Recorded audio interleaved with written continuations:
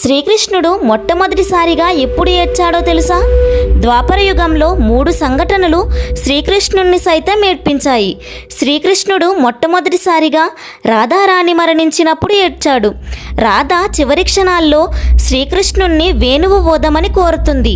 అప్పుడు చివరిగా ఊదిన వేణువును శ్రీకృష్ణుడు రాధాదేవి మరణంతో దుఃఖించి ఊది వదిలేస్తాడు.